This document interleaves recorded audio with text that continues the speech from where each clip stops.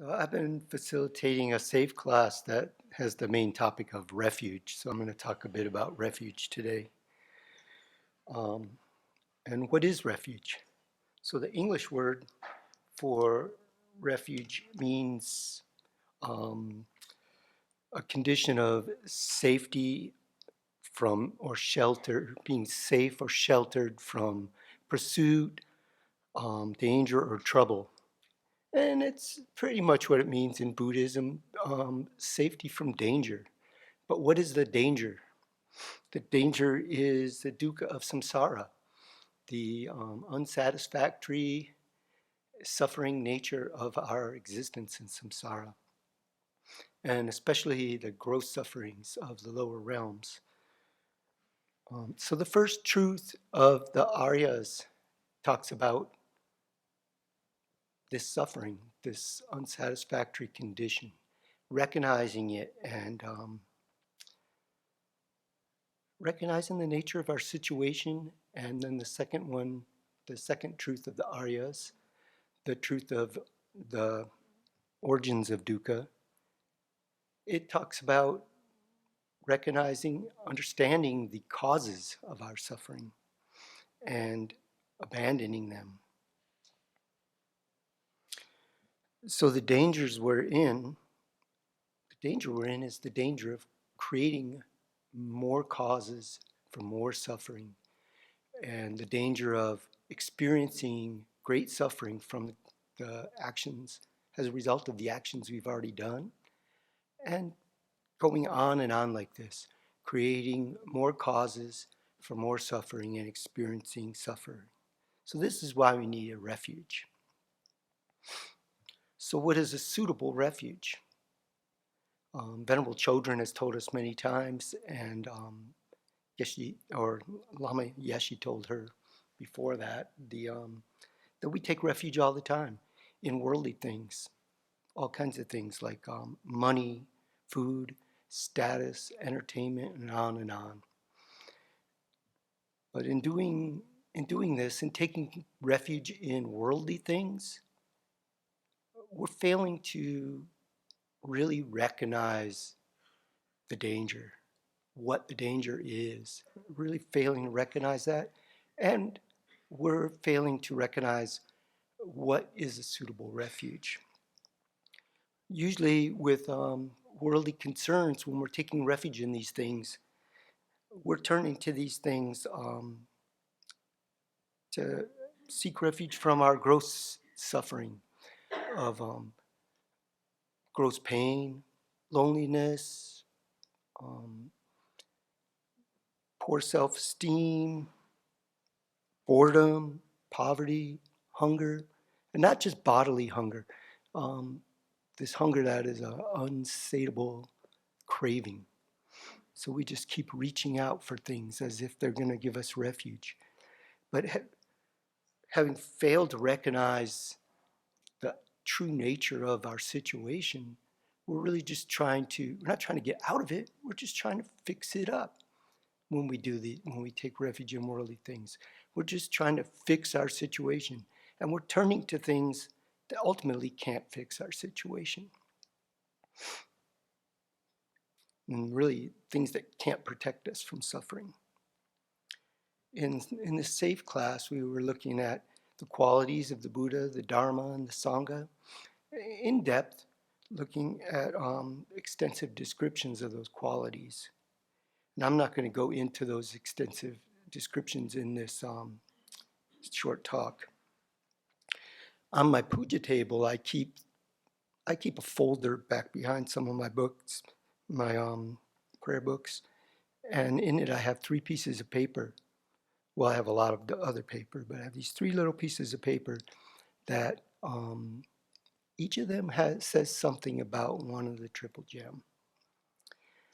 So the first page just says Buddha qualities of mind, wisdom / omniscience / serenity, and then it says compassion and power, enlightened activity and abilities.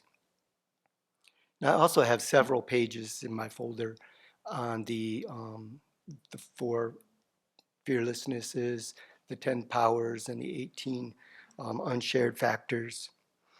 But I like this little piece of paper because it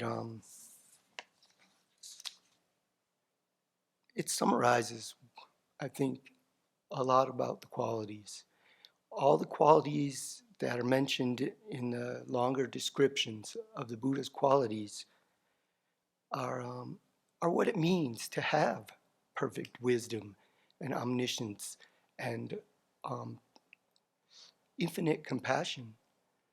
These things, all these abilities come from that. So I like to look at that. And compassion is key. I think compassion is a key quality that makes the Buddha an important refuge for us. Because without compassion, the other qualities wouldn't be so relevant to us. But because the Buddha has great compassion, they have the ability to help us, and because they have great compassion, the Buddhas help us. Also on the same little piece of paper regarding the Buddha, there's a quote from Geshe Sopa that says, "A Buddha's intention is to protect all beings from every kind of suffering. Every single sentient being is always under the Buddha's kind care. Thus, the Buddha's path is under the power of compassion. All the teachings and rules are based on the principle of not harming others. This is the essential doctrine." And in volume 1 of Geshe Sopa's commentary on the Lamrim Chemo, there are pages and pages about the qualities of the Buddha. I think I might have counted 18 in a row, but there's other places that he talks about that too. And they're definitely worth going into in depth, learning about these qualities. But I like to keep this little piece of paper there to remind me of this huge topic, kind of a glance meditation of a sort. My second little piece of paper reads, "The Dharma is the truth of the path and the truth of cessation. The truth of the path is the practices and realizations through which the afflictions are eliminated. The cessations that occur when the afflictions are removed are the truth of cessation. These two are the principal elements of the Dharma jewel. Highest enlightenment is only attained by means of the Dharma. The excellent qualities of a Buddha are born from the Dharma. They are the result of practicing the Dharma. They depend on the Dharma. The Dharma creates them. Any practice of body, speech, or mind that is a method to internalize the teachings so that you eventually accomplish the cessations is the real Dharma jewel." So not only did the Buddha give us the Dharma through teaching us what to practice and what to abandon, in a sense, the Dharma gave us the Buddha because these are what the Buddha practiced to become awakened. And the Buddha teaches us to be able to follow that same path so that we can also become Buddhas. And that this is true refuge from suffering. That is why the Dharma is a refuge if we practice. And my third little piece of paper reads, and this is a direct quote from the Compendium of the Teachings, "The Sangha teach the Dharma, practice the Dharma, and think about the Dharma. They are a field of the Dharma. They hold the Dharma and they rely upon the Dharma. They venerate the Dharma. They engage in activities of the Dharma. The Dharma is their sphere of activity, and they are wonderful practitioners of the Dharma. They are naturally honest and naturally pure. Compassion is their subject, and they are endowed with compassion. They always embrace solitude. They are always absorbed in the Dharma. They always perform virtuous actions. This is how you should think of the Sangha."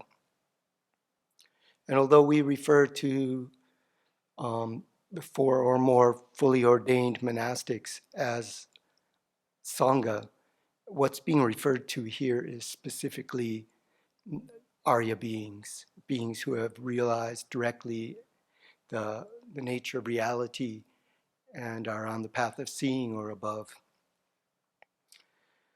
And the monastic assembly is a representative of that, of the Sangha, because they have devoted their lives to practicing the Dharma, committed to keeping good ethical conduct and holding vows, precepts, um, committed to attaining liberation and enlightenment, and committed to keeping the Dharma available to others now and in the distant future.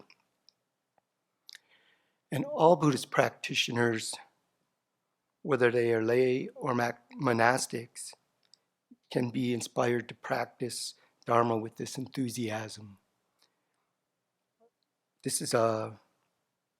I find these things inspiring. I find all the qualities of the refuge inspiring.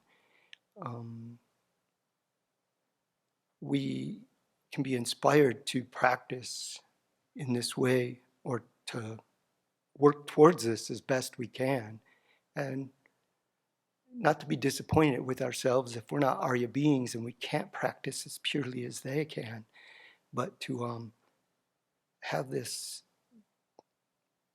balance between seeing a long distance goal and being content to create causes in the here and now. So there are 3 reasons stated for taking refuge. And I think I covered the first 2, concern for danger, of recognizing that we need a refuge and seeing the danger of samsara, and also having confidence that the triple gem is a suitable refuge, and that by taking refuge in the 3 jewels, which means practicing the Dharma, we can also attain those states and be free of suffering. But the third is the Mahayana motivation. When we learn about the wonderful qualities of the Buddha, we're learning about our own potential, the qualities that we can develop. And these are the very qualities that we need when we want to help others, when we develop compassion and the great resolve, the determination to liberate all sentient beings. And we wonder, how could I actually do that? These are the qualities we need. For me, this is very inspiring part of the 3 reasons, because they all make sense to me. But this third one is, it's the main gist of bodhicitta, that we want to lead all beings to freedom. And so we want the abilities to do that. And the only way we're going to get the abilities to do that is to take refuge and follow what the Buddha taught, and to develop those qualities ourselves. This is a very brief talk on a large subject that needs to be studied and reflected upon and meditated upon repeatedly. Our refuge grows, and studying the qualities of the Buddha helps with that, and studying the qualities of the refuge. Our refuge grows as our understanding grows, as our understanding of our situation grows. Our understanding of its causes, and our understanding of our potential, and as I said, our understanding of the 3 jewels, and our understanding of the nature of reality. As we progress in all the areas of our practice, our refuge deepens. And as our compassion grows, also our refuge will grow.